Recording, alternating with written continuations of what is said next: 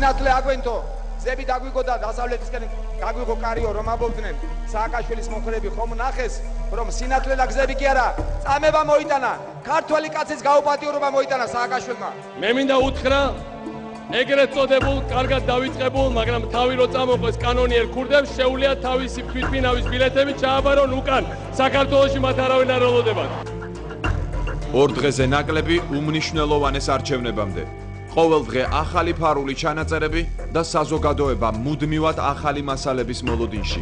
ფული უნდა ვიშოვოთ რა, მილიონერი უნდა გავხსნათ. ღია ომი ფარული ჩანაწერებით. რა ინფორმაციითა და ფსიქოლოგიური მდგომარეობით მიდიან ამომრჩევლები 1 ოქტომბერს საარჩევნო ყუთთან. მოლოდინი არჩევნების შემდეგ. არჩევნები და ფარული ჩანაწერები დღეს ვახო სანაიას რეპორტაჟში.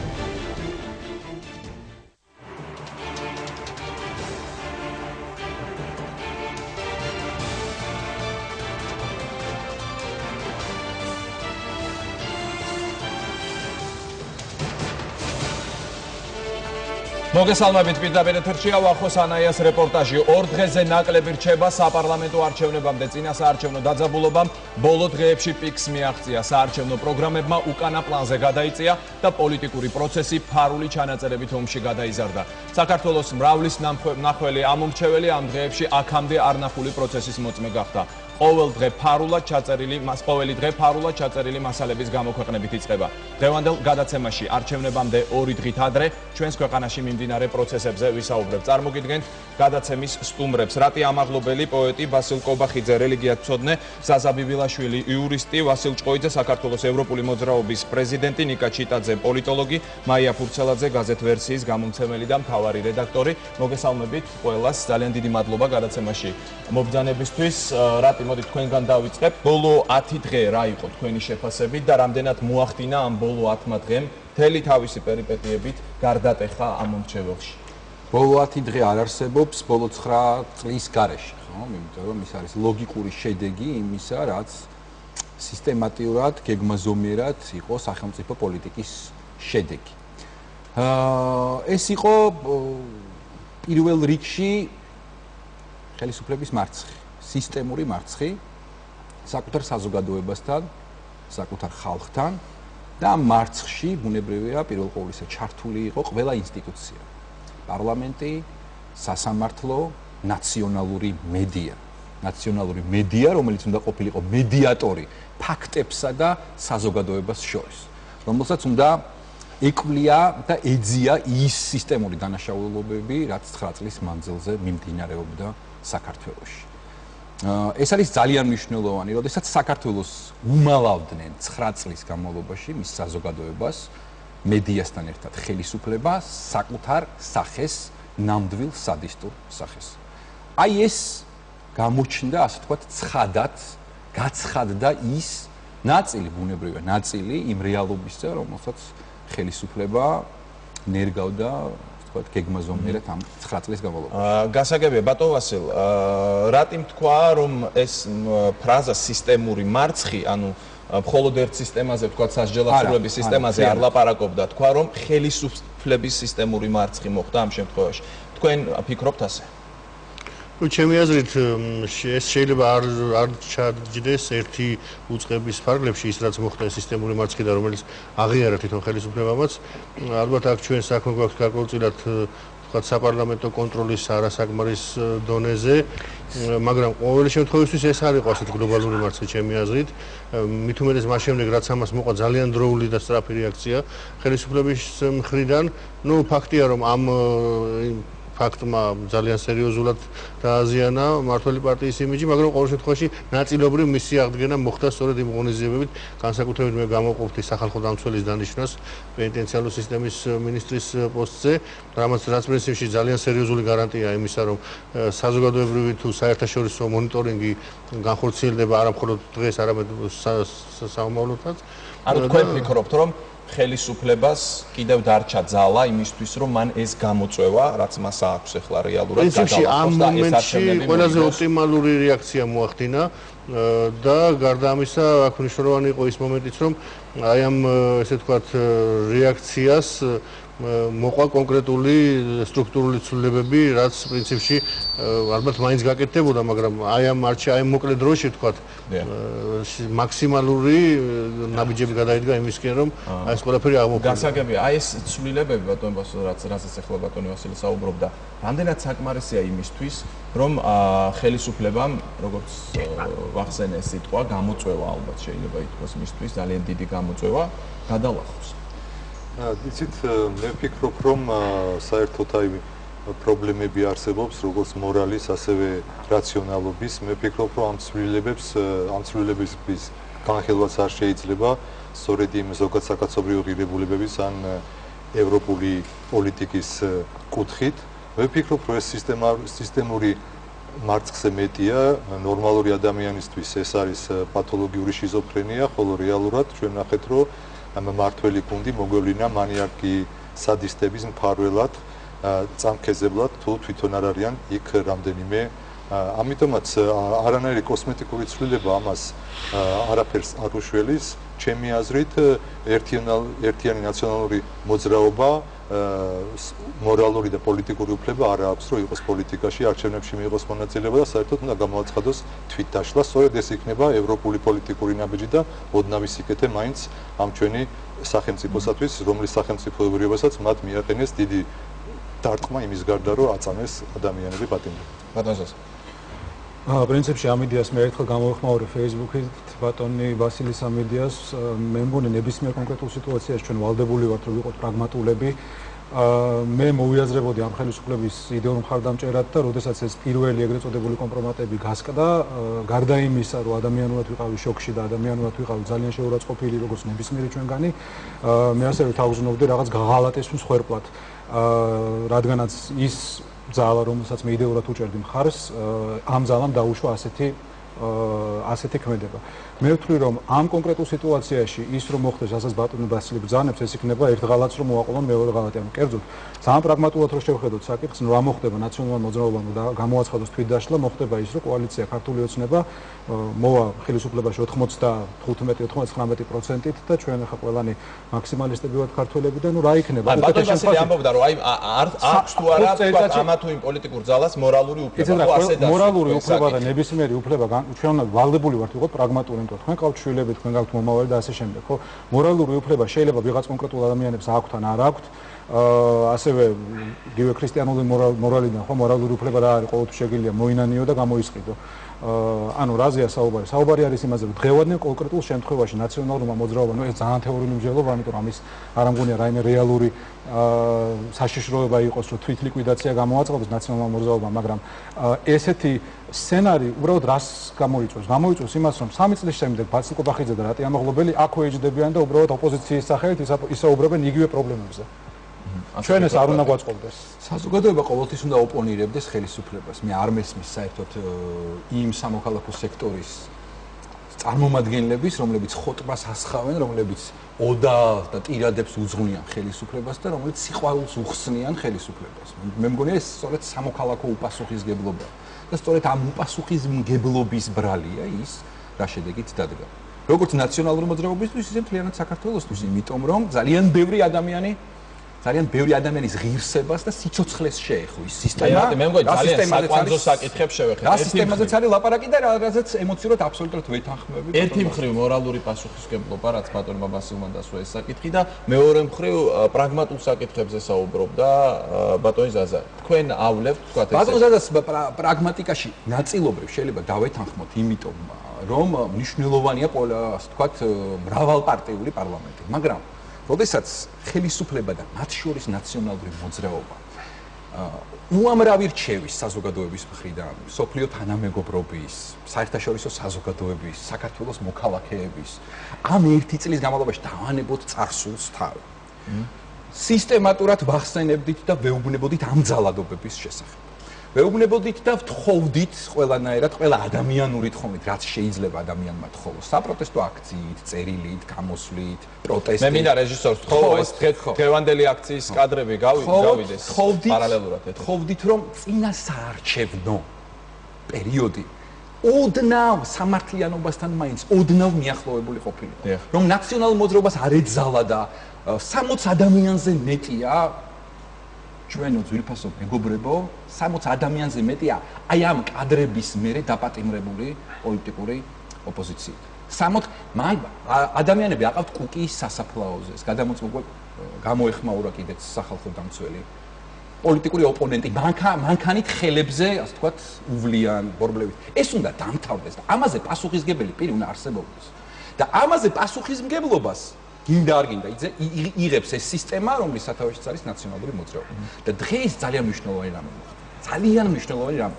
ქართული საზოგადოება უპრეცედენტო მასშტაბით და რაოდენობით გამოვიდა ჩვენ ხედავთ ახლა რუსთაველის პროსპექტზე. და ყველაზე ადეკვატური იყო ქართული საზოგადოება დღეს. არანაირი აგრესია. არც ვერცერთ ადამიანს ვერ ნახავდით, რომელსაც სახეზე ქონოდა აგრესია. რომლის რიტორიკაშიც ყოფილიყო აგრესია. ეს იყო ბედნიერი ხალხი საკუთარი ერთობითა და რაოდენობით. ეს იყო მომავალზე ორიენტირებული ადამიანების ერთობა და ხელისუფლება, როგორც ასე ვთქვათ, დანაშაულში მხილებული ქურდბაცაცაც ცდილობდა გამომძვრალიყო თავისი ოინებით და ხრიკებით. ანუ ხელისუფლება გადის საკანონმდებლო სივრციდან და საზოგადოება, აი აქ შეკრებილი, დღეს შეკრებილი საზოგადოება ცდილობს აი ეს ყველანაირი მორალიდან და კონსტიტუციიდან გასული ხელისუფლება რამენაერად დააბრუნოს. გასაგებ ბატონ ასელ, აი საუბრობდა რატი დაპატიმრებულ ადამიანებზე პასუხისმგებლობაზე, აი თქვენ რა პასუხი გაქვთ ამაზე? ყველა კონკრეტულ შემთხვევაზე ალბათ ინფორმაცია უნდა მქონდეს საკმარისი რომ ამაზე ვთქვათ ან ვიდებატოთ ან რაღაც რეალური, მაგრამ ჩემი აზრით აქ ორმხრივი ძალადობის ფაქტებთან გვაქვს საქმე. შესაძლოა სიმპათია სამართალდამცავ ორგანოებს უფრო იხრება მმართველი პარტიის მიმართ და ნუ ეს არ იქნება გასაკვირი და რაღაც დარღვევები და მიკერძოება ხდება ამ ასეთი ვთქვათ სანქციების შემთხვევაში, მაგრამ განსაკუთრებით რეგიონებში, ხა მე ვერ ვიტყვი ეს თბილისში ან დიდ ქალაქებში ყოველთვის საარჩევნო პროცესი და ეს მიტინგები ტარდება შედარებით კი არა ნორმალურ პარკლებში და თქვათ იქ არ ხდება რაღაც გარკვეული ძალადობრივი დაპირისპირებები, მაგრამ ჩვენ ნახეთ რამდენიმე სოფელში, რამდენიმე თქვათ რაიონში იყო ასეთი ადამიანის აჩვენეს, რომელსაც დასერილი ქონდა თქვათ სხეული, მაგრამ მე ხლა არ მინდა ამ დეტალებში წავიდე, იმიტომ რომ უნამფლობდე მაშინ ამომწურავ ინფორმაციას. მე ვერ მივცემ ჩემ თავს იმის უფლებას, რომ მივცე შეფასება ვიღაცის დაპატიმრებას ან არ დაპატიმრებას. შესაბამისად ეს უფრო ემოციური ეს არის პლანია უფრო ვიდრე სერიოზული. მესმის ქალბატონ მაიას მინდა დაუსვა შეკითხვა. ქალბატონ მაია, ჩვენ ამ დღეებში ხედავთ ფარულ ჩანაწერებს დიდი რაოდენობით. ყოველი დღე იწყება ამით, რომ YouTube-ზე იტვირთება რაღაც ფარული მასალები. თქვენი აზრით აი ეს ფარული მასალები, ფარულად ჩაწერილი მასალები ამომრჩეველს უადვილებს გადაწყვეტილების მიღებას თუ ართულებს? მე აქ მინდა გავყო, მე ამ კომპრომატების ომში არ მინდა მოვაქციო ის კადრები, რომელიც ეხება პატიმრების წამებას. ეს ჩემი აზრით აბსოლუტურად ცალკე კონტექსტია. საუბარია პოლიტიკოსების შესახებ გავრცელებულ, რას ლაპარაკობენ ისინი ერთმანეთის შესახებ, ასევე ერთ-ერთ ვიდეოში 7 წლის წინანდელი თუ არ ვწდები კადრები იყო, სადაც პრეზიდენტი მედია მფლობელებს ხვდება და ასე შემდეგ. თქვენი აზრით ეს ინფორმაცია უადვილებს ამომრჩეველს ამ არჩევანს თუ ურთულებს უფრო მეტად? მოგესალმებით. ყველაზე შემაშფოთებელი დღეს არსებულ რეალობაში ის გახლავთ, რომ ფაქტიურად საზოგადოება გავიდა მორალის ჩარჩოებიდან. ეს არის ჩემი შეფასება. იმიტომ რომ ის ჩვენ რაც ვიხილეთ, სატელეფონო მოსმენები, საუბრები, ეს არის ორი პიროვნების საუბარი, რომელიც არანაირად არ ექვემდებარება საჯარო მოხმარებას.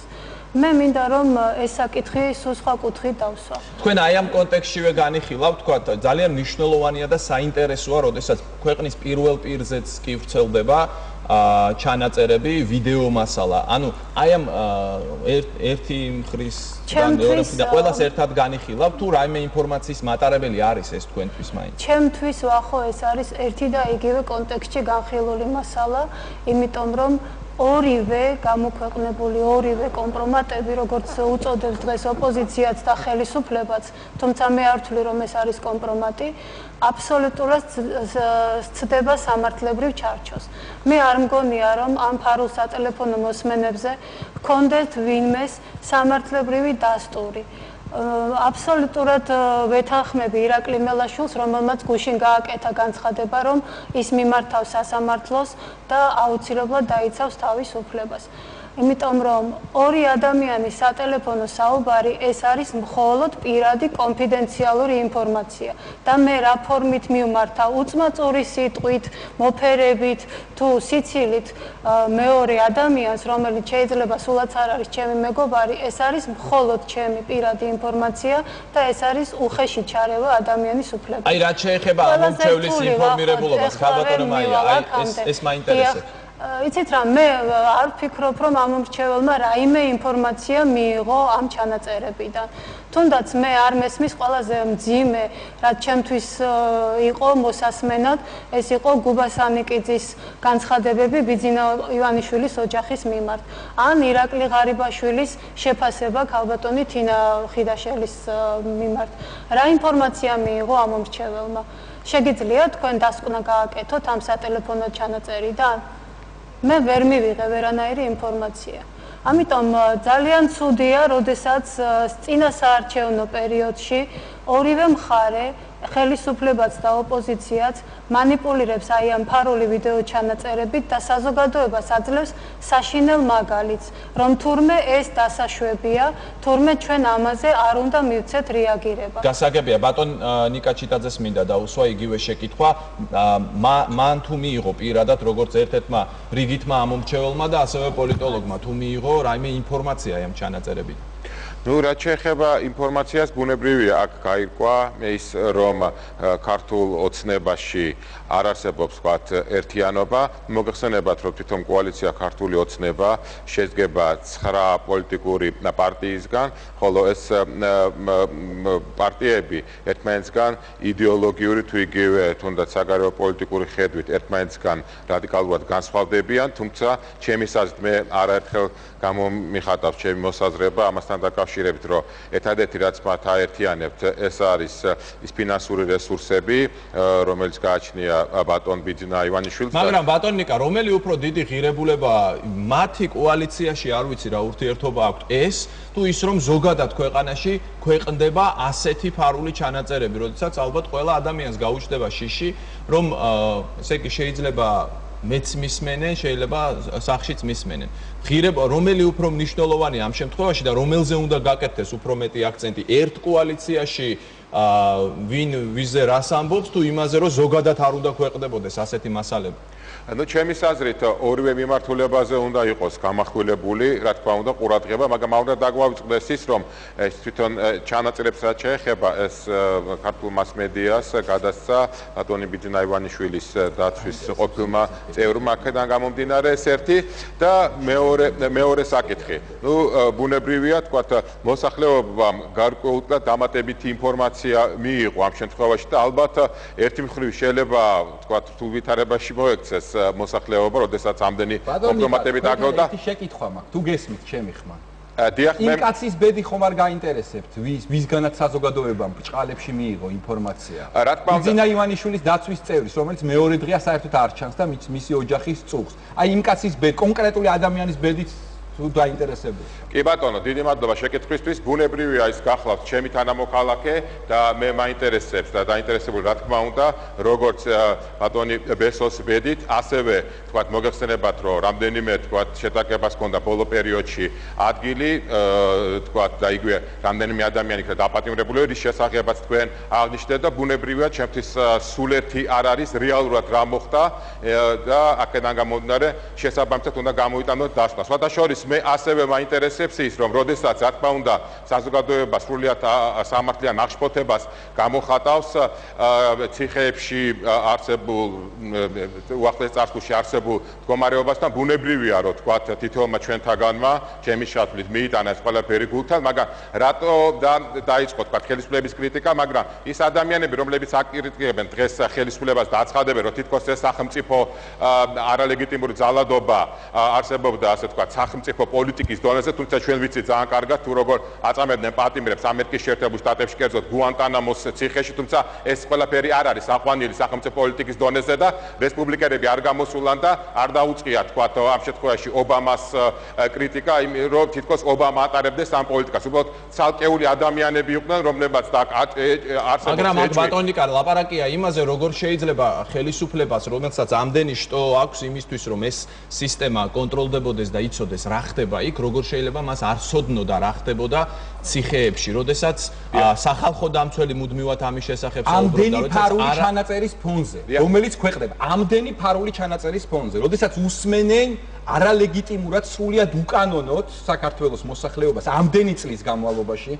როდესაც ციხეში დამონტაჟებული არის ყველა კუთხე კუნჭულში კამერა, როდესაც ამ კამერების ასე ვთქვათ გადაღებული ინფორმაცია დევს YouTube-ზე, თუ აწყობთ ხოლმე დევს ქურდების გარჩევები და ასე შემდეგ, შეგიძლიათ შეხვიდეთ და მრავალი წლის მანძილზე, ასე ვთქვათ, გასართობად დებენ ამ ციხეებში დამონტაჟებული კამერით დაფიქსირებულ ვიდეო მასალას ხელისუფლების წარმომადგენლები.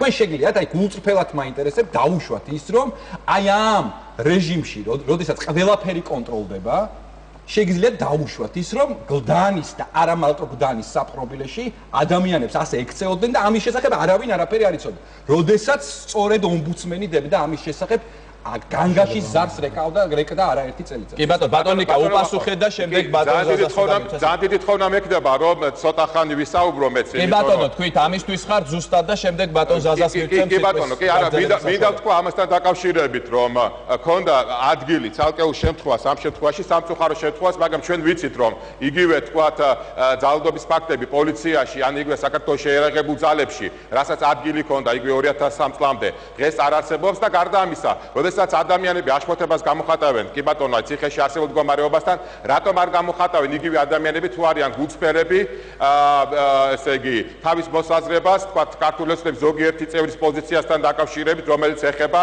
იგივე თქვათ პუტინის ქებადიდებას იმ ადამიანის რომელმაც 200,000 ჩეჩენი გაწყვიტა იმ ადამიანის რომელმაც სწორედ რომ ლეგიტიმური ძალადობის დონეზე აიყვანა რუსეთში რუსულ ციხეებში სწორედ ადამიანთა ტანჯვა წამება და ამის უამრავი ფაქტი არსებობს მაგრამ მიუხედავად ამისა მაგალითად როდესაც ქართული ოცნების წევრები აცხადებენ რომ თითქოს საქართველოს დაიწყო ომი რომ თითქოს ესე იგი ამ შემთხვევაში ის ფაქტი რომ ბატონო ნიკა ორშაბათს რუსეთში არის არჩევნები თუ საქართველოში არჩევნები გახლავთ საქართველოში, მაგრამ მე ვსაუბრობ რაზე? მე ვსაუბრობ ადამიანი უნდა იყოს გულწრფელი. იმიტომ როდესაც საუბრობ ერთზე ცუდზე, ამიტომაც ასევე თქვათ, უნდა გააკრიტიკოს ზოგიერთი პოზიცია, როდესაც საუბრობ იმაზე, რომ თითქოს არ იციან ვინ არის პუტინი, რომელმაც საქართველოს ტერიტორიის 20% დაიპყრო და ამდენი ქართველი დახოცა და 50,000-მდე ქართველი გადაიქცა იძულებით გადაადგილებულ პირად, თუმცა მაშინაც ამოიღოს ხმა სამოქალაქო საზოგადოება. რაც შეეხება სამოქალაქო საზოგადოებას, კონსტიტუციაში არსად არ წერია, რომ აუცილებლად კრიტიკული უნდა იყოს ის. მე მაქვს ჩემი აზრი საქართველოს კონსტიტუციის მე-19 მუხლით და გაეროს ადამიანის უფლებათა საყოველთაო დეკლარაციის მე-3 მუხლით მონიჭებული, რომელიც ეხება გამოხატვის თავისუფლებას. აქედან გამომდინარე, ვთქვათ, მე გამოვხატავ ჩემ მოსაზრებას და ყოველთვის გასაგებია. ბატონო ნიკა, კიდევ დაგიბრუნდებით ბატონ ზაზას სურს რაღაცის თქმა, გისმენთ ბატონ ზაზა, შემდეგ ბატონ დავაგდოთ ცოტა მუხტი და მე ცოტა უკნიდან დავიწყებ. არა?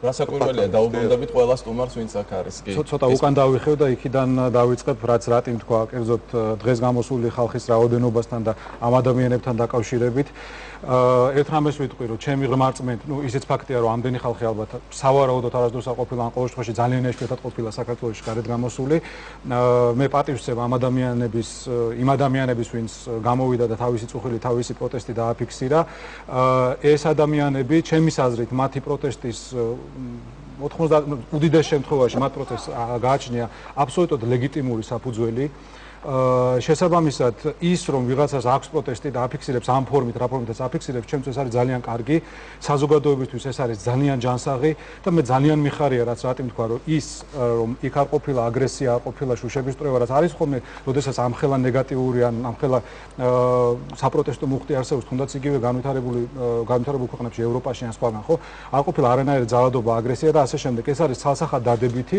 და ჩემი აზრით ეს თლიანობაში ჩვენი როგორც საზოგადოების ზრდაზე მიუთითებს ასევე იმას ვიტყვი რომ ამას წინათ თუ არ ვშტები ერთ-ერთმა დიპლომატმა თქვა არ დავაკონკრეტებ რომელმა განაცხადა რომ ეს არის პირველი არჩევნები თანამედროვე საქართველოს ისტორიაში და მგონი საქართველოს ისტორიაში ხა ბევრი არჩევნები არ გამართულა ხო როდესაც არჩევნებამდე 2 დღით ადრე ჩვენ არ ვიცით როგორ დასრულდება არჩევნები ესეც თავის მხრივ არის ძალიან კარგი და ჩემი აზრით არ გვაწყობს ჩვენ როგორც საზოგადოებას რომ ისევ დაუშვათ ერთი მხარე მთლიანად ჩამოიშალოს და მეორე მხარეს დარჩეს ყველაფერი იმიტომ ეს თლიანობაში ისევ უკან დაგწევს იქ სადაც ვიყავით არა და ერთ თავაზე მივდივარ თუ შეიძლება ეხლა კონკრეტულად რაც შეეხება ისევ ამ ვიდეოებს და ამ წამების ამსახველ კადრებს მე გავიხსენებდი კურტანიძის ჩანაწერებს სადაც ყველა საუბარს ის იწყებს რომ კადრები ნახე და ასე შემდეგ ანუ ჩვენ ზოგიერთ ადამიანს რჩება ისე შტაბეშტილება, რომ გათვლა ყოველ შემთხვევაში თამაში შეიძლება ისე წარმოებდეს, რომ ამ კადრებიდან გამომდინარე ყველა სხვა საკითხი უნდა მოიხსნას. ასე არ არის.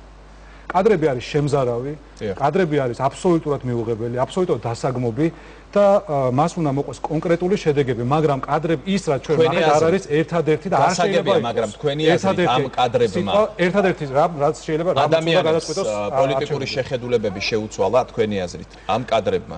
ანუ შეიძლება ადამიანი ფიქრობდა რომ ხო ეს არ მომწონს, ეს მომწონს, მაგრამ მე მხარს უჭერ თქვა ნაციონალურ მოძრაობას და არ უჭერ თქვა ქართულ ოცნებას ან პირიქით რა მნიშვნელობა აქვს ამ შემთხვევაში. მაგრამ კადრების გავრცელების შემდეგ თქვენი აზრით პოლიტიკური შეხედულებები მთლიანად გადახედილი იქნა ადამიანთა რაღაც კატეგორიაში. მე გეტყვით ჩემ შტაბეშტილებას, რომ სამწუხაროდ ასე არ არის. ანუ იყო შოკი და ამაში დამეთანხმება როგორც ჩემი მეგობრები ხელისუფლების მომხრეებში, ასევე ჩემი მეგობრები ხელისუფლების ოპონენტებში, რაც შორის წვავე ოპონენტებში. ეს კადრები რო გასულიყო 24-ში, 25-ში, 28-ში ასე შემდეგ ეს სხვა თემა იქნებოდა. იმის შემდეგ რაც ორივე მხარემ შემოაგდო მაქსიმალური რაოდენობის კომპრომატები, სამწუხაროდ ეს საკითხი დარეგულირდა ხალხს რაღაც ერთგვარი აპათიის გზნობა დაეუფლა რომ ის კადრები რაც შემდეგ გადასაფარად იყო მაგას მე არ ვამბობ მე მოგახსენებთ ერთ რაღაცას საბოლოო ჯამში ორივე მხარეს არის დაშვება კერძოდ არის დაშვება იმისა რომ ხელისუფლების მომხრეებში რომ ის წამება რაც იყო ციხეებში ცემა თუ იმიტომ რომ იმ ცოცხლის კადრებზე არსებობს ეჭვი და მე ამაზე არ ვარ კომპეტენტური რომ განვაცხადო ხა ისეა თუ ასეა მაგრამ ის წამება რაც იყო ხელისუფლების მომხრეებში არის იმის დაშვება რომ მართლაც ამის შესახებ ცოდნა იყო მაგრამ მეორე მხრივ ხელისუფლების ოპონენტებში არის ძალიან ბევრი რაღაცის დაშვება რომ ძალიან ბევრი რაღაცა რაზეც ჩვენ შეიძლება ფორმალური თუ სხვადასხვა კუთხეებით ვამბობთ რომ ეს ასე არ არის არ შეიძლება ყოფილიყო ესენიც უშვებენ რომ როგორ არ შეიძლება ეხლა რომ ვიღაცა ხურცს ესაუბრებოდეს როგორ არ შეიძლება ესენიც ამას უშვებენ მაგრამ ერთმა ჩემმა მეგობარმა თქვა რომ პუტინის და ბიძინა ივანიშვილის კადრები რო დადონო მე მაინც ოცნებას მიცემ ხარს რომ საბოლოო ჯამში ეს ორივე მხარემ დაუშვა რომ ეს ასე იყო მაგრამ ორივე მხარე გამყარდა თავის პოზიციაზე იგივე შეკითხვა მინდა დაახლოებით გაუმეორო ბატონ ვასილს ქვეყნდებოდა აქამდე NDI-ის IRI-ის კვლევების შედეგები თქვენი აზრით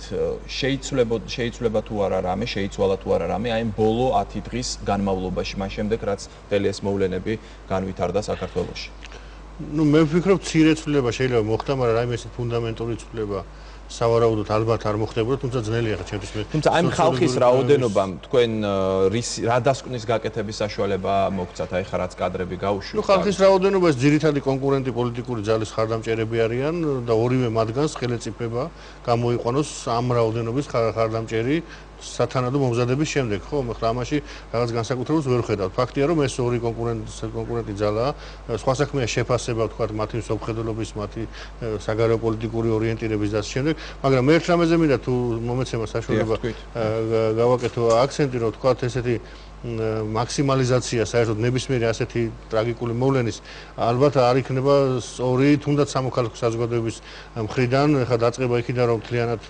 მთელი ხელისუფლება სადისტებად მოიხსენიოთ, შემდეგ მთელი პარტია მივიჩნიოთ სადისტებად და მათი დაშლისკენ მოწოდება თქვა გავაკეთოთ მე ისიც კი მომისმენია რომ სტუდენტურ თვითმმართველობამდეც კი მივიდნენ და ის ბავშვები სადისტებად გამოაცხადეს და ასე მე მგონი ეს უკვე მეორე უკიდურესი და საშიში ეს არის რადიკალიზაცია სიტუაციის და ეს საზოგადოებას ისევ ვიძგებს პოლარიზაციისაკენ. მე მგონი ყველაზე ჯანსაღი მიდგომა იქნება ის რომ ყველა კონკრეტული შემთხვევაზე იყოს ძალიან ჯანსაღი საზოგადოებრივი რეაქცია, მაგრამ ეს არ გადაიზარდოს რაღაც რევოლუციურ მაქსიმალში, რომელშიც ჩვენ უკვე 20 წელია ტრიალებთ და ესე ვერ დავარეგულირებთ. გასაგებია, ბატონო, თქვენ როცა პირველად მოგეცით სიტყვა თქვით ეს მორალურ მხარეზე ილაპარაკეთ, შემდეგ შემოვიდა აქ პოლიტიკური მხარე და პრაგმატული მხარე. თქვენც მინდა ეს შეკითხვა დაგისვათ. თქვენი აზრით, არჩევნების შედეგზე ის რაც კვლევის შედეგებს ჩვენ ვუყურებდით, რაც გვეყდებოდა, თქვენი აზრით ეს გავლენას მოახდენს ბოლო 10 დღის პროცესები საქართველოში?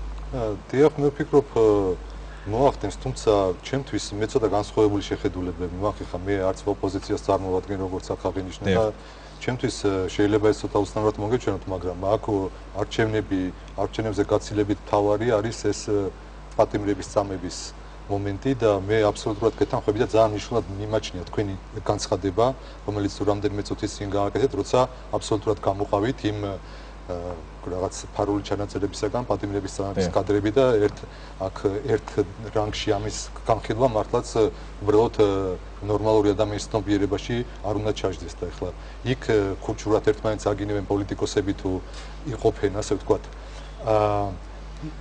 ფინანსურ წილებს ამას არ აქვს მნიშვნელობა. აქ ჩვენ თუ ჩავთვლით რომ პოლიტიკა ეს არის აბსოლუტურად ბინძური რამე, მაშინ იქ ნორმალური ადამიანები არ წავლენ და იქნება ისეთივე ჭაობი, როგორც დღეს არის მთელი ქართული პოლიტიკა, მაგრამ ნაციონალურმა მოძრაობამ ხომ უკვე ამ ჭაობის მიღმაც გაგვიყვანა და გავიმეორებ რაღაცა პათოლოგიურ სიტუაციაში ჩაგვაგდო სახელმწიფო პოლიტიკის რანგში აყვანილი მანიაკალური სადიზმი, თორემ მე პირადად მაგალითად ჩემთვის თუ კი პოლიტიკაზე ვისაუბრებთ, ოპოზიციური პარტიები და ქართული ოცნება არის სრულიად მიუღებელი მისი ლიდერების დიდი ნაწილის ობსკურანტული, ქსენოფობური და ხანდახან ფაშისტური პოზიციების გამო, მაგრამ თუ კი გაიმარჯვებს ქართული ოცნება, ესეც იქნება მთლიანად ან 99% სააკაშვილის გუნდის დამსახურება, რომელმაც ასევე მიაყენა თითქმის სასიკვდილო დარტყმა ჩემი აზრით ქართული სახელმწიფოებრიობის იდეას. ყველაფერი პრაგმატული, პოლიტიკური, მიმდინარე პოლიტიკური მომენტის მიხედვით რო არის განხილული, მაშინ აი ესეთი წვრილმან მერკანტილ სიტუაციაში ვარდები ჩვენ და ის ღირებულებები რაც უნდა იყოს პოლიტიკაში იკარგება საერთოდ. გასაგებია. ქალბატონო მაია, თქვენთან მაქვს შემდეგი შეკითხვა. შემოვიდა ასეთი თემა ქართულ პოლიტიკაში, პრინციპში ყოველთვის ფიგურირებდა ეს თემა, ყოველთვის ტრიალებდა, მაგრამ ახლა განსაკუთრებით ხშირად ისმის. ეს არის კანონიერი ქურდების დაბრუნების საკითხი და კანონიერი ასე ვთქვათ, კანონიერი ქურდების სამყაროს ისევ შემოbrunების საკითხი საქართველოში. თქვენი აზრით, რატომ გაჩნდა ასე მძაფრად ეს თემა ქართულ პოლიტიკაში? პირველ რიგში ვახო მინდა ერთი რეპლიკა გავაკეთო. ყველაზე მთავარი, რაც წამების კადრებმა აჩვენა, ის კი არ არის, რომ პენიტენციალურ სისტემაში მსგავსი დანაშაული ხდებოდა. ჩვენ ამის შესახებ ვიცოდით და ვაქვეყნებდით და მედია ამაზე წერდა, კონკრეტულ ფაქტებს დებდა. მთავარი შედეგი, რაც გამოიწვია აი ამ კადრების გამოქვეყნებამ, გახლავთ ის, რომ სამოქალაქო საზოგადოება გამოფხიზლდა. სამოქალაქო საზოგადოებამ იგრძნო თავის დანაშაული, იგრძნო თავის როლი აი ამ საქმეში. ეს არის აქ მთავარი. მე არ მგონია, რომ არჩევნებზე ამან ძალიან დიდი გავლენა მოახდინოს, მაგრამ ყოველ შემთხვევაში მთავარი მომენტი და ამის თქმის საფუძველს მაძლევს მე ის სტუდენტური მოძრაობა, რომელიც ამ ბოლო პერიოდში ძალიან გააქტიურდა და ჩემთვის ეს ჯანსაღი პროცესია, აბსოლუტურად ადეკვატურ რეაქციას აძლევს იმაზე, რაც ხდება დღეს.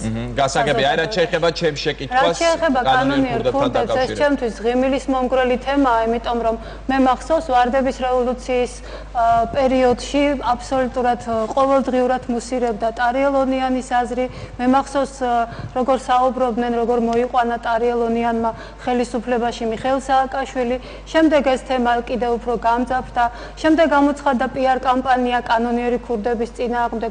მე მაინტერესებს უბრალოდ ერთადერთი კითხვა მაქვს. ამ ქვეყანაში, სადაც მათი აზრით არც ერთი კანონიერი ქურდი აღარ არსებობს, ხომ? ვისთან არის ეს ხალხი გარიგებული? თუ კი მათ მოჭრეს ყველა გზა, თუ კი ჩვენ დავამარცხეთ ეს სისტემა, ძალიან მაინტერესებს, რაზეა აქ ლაპარაკი, რა საშიშროებაზე, ან რა მეთოდით, რანაირად უნდა დაბრუნდეს ეს ხალხი დღეს საქართველოში. და თუ დაბრუნდა, მიიღებს თუ არა მას საზოგადოება, იმიტომ რომ აბსოლუტურად შეცვლილია მენტალიტეტი დღეს ქართული საზოგადოებაში. გასაგებია, ბატონიკა, თქვენც მინდა დაგისვათ ეს შეკითხვა კანონიერ ქურდებთან დაკავშირებით, ხედავთ საფრთხეს, რომ ეს სისტემა, კანონიერი ქურდების სისტემა ისევ დაბრუნდეს საქართველოში? პირველ რიგში მე მინდა გითხრათ, რომ პოსტსაბჭოთა სივრცეში აღირიცხებოდა დაახლოებით 650-მდე ეგრეთ წოდებული კანონიერი ქურდი და აქედან 315 ეგრეთ წოდებული კანონიერი ქურდი ცხოვრობდა საქართველოს ტერიტორიაზე.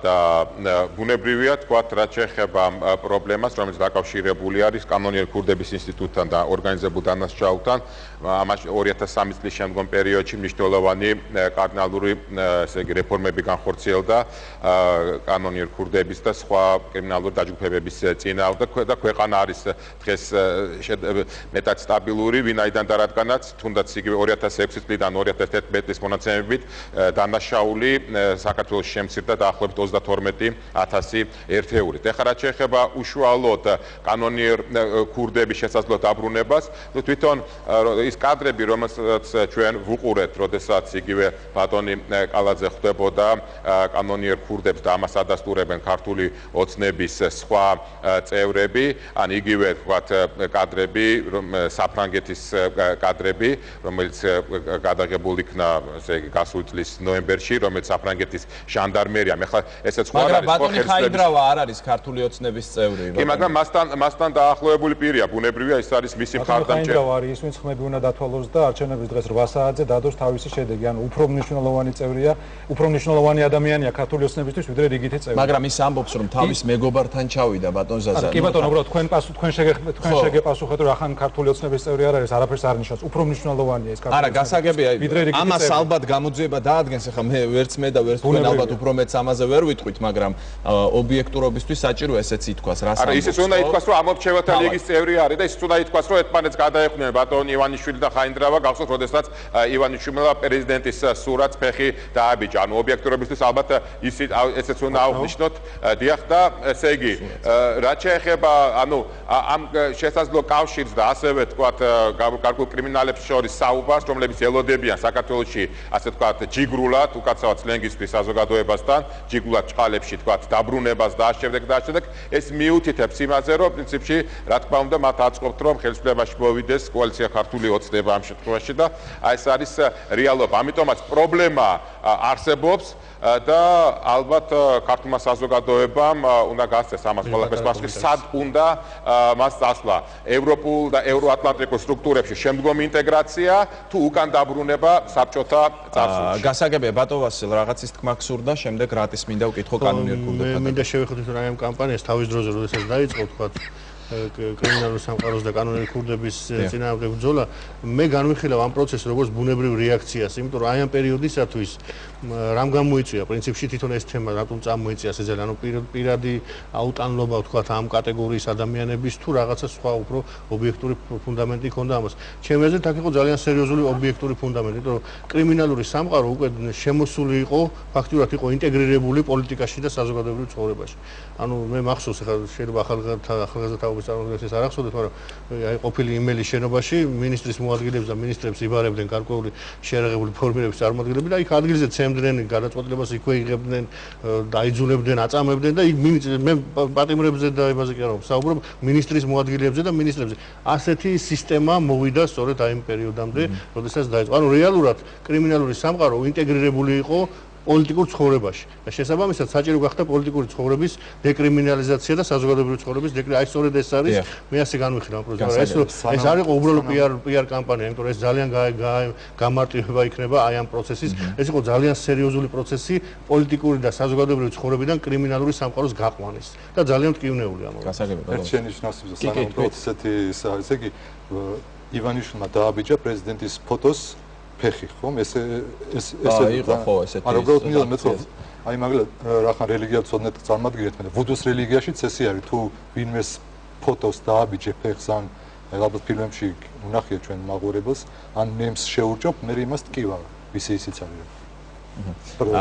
რატი, კანონიერ ქურდებთან დაკავშირებით აი ამ საკითხზე მინდა შეფასება და შემდეგ რეკლამა გვექნებ. ხელისუფლება აცხადებს წლების განმავლობაში, რომ მან დაამარცხა კრიმინალური სამყარო და კანონიერი ქურდები და ჩვენ ეს გვიხარავდა და გვჯეროდა ამის და გვეგონა ეს ხალხი ციხეში, თურმე თავის ხელით გაუცილებიათ საზღვარზე ყველა და ყველა გაუშვიათ. ფაქტიურად აღმოჩნდა რომ კი არ დაუმარცხებია, ის არის ეხლა ყველაზე საშიში ძალა თურმე, რომელიც გვემუქრება რუსეთთან ერთად, ხომ? ის ძალა, რომელიც თურმე დავამარცხეთ. მე შვიდად ვიყავი აქამდე. მეგონა რომ დამარცხებულია ეს ძალა ერთხელ და სამუდამ. ბუნებრივია ეს არის PR-სვა, ეს არის გამოგონილი, სრულიად თითიდან გამოწვეული თემა, რომ ერთ-ერთ პოლიტიკურ სუბიექტს მიაწერონ ეს თემა, რაც იყო წარსულის თემა და თავიდან ბოლომდე ამ წარსულით ოპერირება არის საშინელება. წარსულზე უარესია. აი მესიჯი გადის რატი აი ანონსში რაც ჰქონდა პრეზიდენტს რომ ბილეთები ჩააბარონ უკან ეს იყო პრეზიდენტის მთავარი მესიჯი ერთ-ერთი გუში, რომ ბილეთები ჩააბარონ უკან, მათ აქ არავინ არ ელოდება. ანუ საფრთხეზე რეალურად საუბარი არის ნაციონალური მოძრაობის მხრიდან. არა აქ კიდე დასადუსტებელია დამარცხებაში რას გულისხმობთ ანუ ყველა უნდა დავიჭირო და ყველა ეჯდეს ციხეში და არ გაგვექცეს არსად თუ საზოგადოებრივი და პოლიტიკური ცხოვრებიდან ამ კრიმინალურ სამყაროს გაყვანა ადამიანებს ჰქონდათ მისჯილი დანაშაულებისთვის მოიხადეს და არ მოუხდიათ ბევრი შეიძლება ზოგიერთ შემთხვევაში ამაზეა ლაპარაკი არა მე დამარცხებაში ამას ალბათ გაუშვეს იმიტომ რომ რაღაცისთვის ბოლოში გამოიყენებინათ ალბათ მე ესე ეჩვენა მე იმეც ვიტოვებ რატი რომ როდესაც ქართული ოცნება ეჯგარეშე ძალიან დიდი რაოდენობით მოვა პარლამენტში ყველანაირ ძალას იხმართ იმისთვის რომ რაც ნაციონალურ მოძრაობამ მე არა პოლიტიკური კოალიციის წევრი არა მაგრამ ნუ ახლა რაღაც თვალსაზრისით ასოცირდები ყოველ შემთხვევაში და მე იმეც ვიტოვებ რომ ეს ძალა ყველაფერს გააკეთებს რომ რაც ნაციონალურ მოძრაობამ დააკვან ქურდებს და ამ სამყაროს ბოლომდე მიიყვანოს ჩვენ თელმა საზოგადოებამ რეკლამა გვაქვს და რეკლამის შემდეგ დავბრუნდებით კვლავ პირდაპირ ეთერში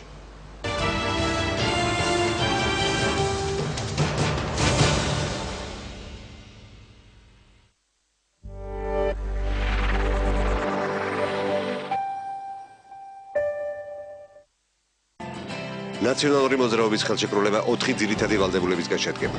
ჯანდაცვა, დასაქმება, სოფლის დახმარება და 1000 ლარიანი ვაუჩერი. მაგრამ ჩვენ კიდევ უფრო მეც გთავაზობთ. კალენდარს თუ რა ვადებში შესრულდება თითოეული ეს ვალდებულება. 90000 ჰექტარი მიწა 2016 წელს თანამედროვე სისტემებით მოერწყება. 2013 წელს 3 მილიონი ადამიანის ჯანმრთელობა იქნება დაზღვეული. ჩვენ არა მარტო გვპირდებით, არამედ კონკრეტულ თარიღებს გთავაზობთ. თვალიადევნეთ ქვეყნის პროგრესს, გააკონტროლეთ, როგორ ვასრულებთ დაპირებას. ნაციონალური მოძრაობა, მეტი სარგებელი ხალხს. მოგმართავთ თქვენ, ექიმებს და პედაგოგებს, პოლიციელებს, სამხედროებს, საჯარო მოხელეებს, ყველა პატრიოტს. თუ თქვენ აღარ გსურთ, რომ მომდევნო 4 წელი ისე ვიცხოვროთ მუდმივი რევოლუციის თუ რევანშის შიშის ქვეშ. აღარ გსურთ, რომ ქვეყანა მართოს გაუწონასწორებელმა ძალამ და არც ის გინდათ, რომ 1 მილიარდელის ექსპერიმენტების ლაბორატორიად გადავიქცეთ. თუ თქვენ დაიღალეთ რადიკალიზმით, რომელსაც ორივე მხარე ნერგავს ჩვენ ცხოვრებაში კომპრომატებით და ფარული ჩანაწერებით.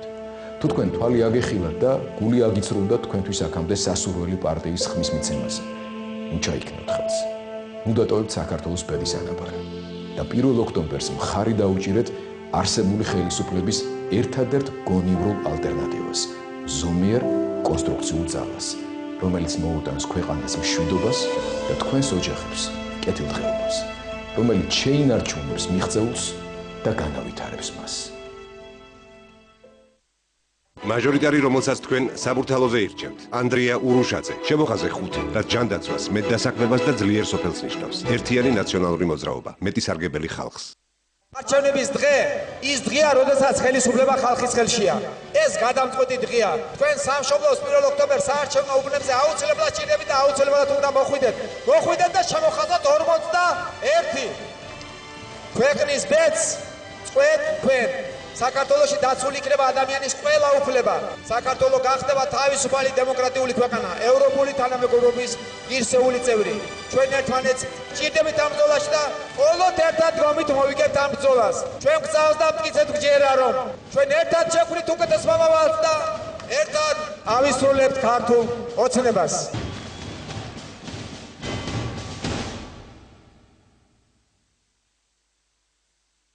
მაჟორიტარი, რომელსაც თქვენ გლდანში ირჩევთ, ნიკოლოზ ხაჩირაშვილი, შემოხაზე 5 და ჯანდაცვას, მეტდასაქმებას და ძლიერ სოფელს ნიშნავს. ერთიანი ნაციონალური მოძრაობა, მეტი სარგებელი ხალხს.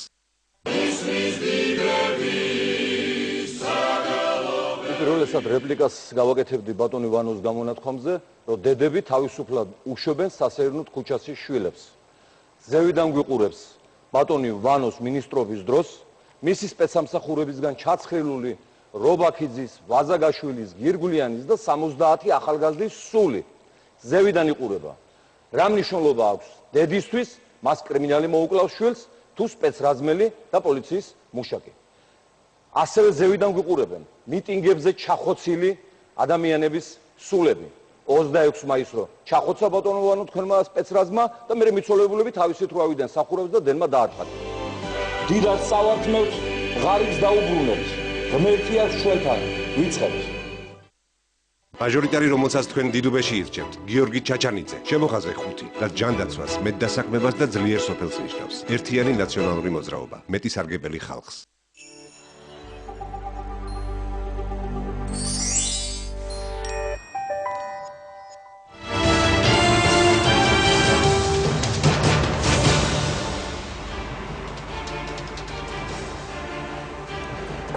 თქვენ უყურებთ ახოსანაიას რეპორტაჟს და ჩვენ დღეს ჩვენ სტუმრებთან ერთად განვიხილავთ ქვეყანაში მიმდინარე პროცესებს. არჩევნებამდე რჩება 2 დღე, რატის მინდა ისევ დაუსვა შეკითხვა.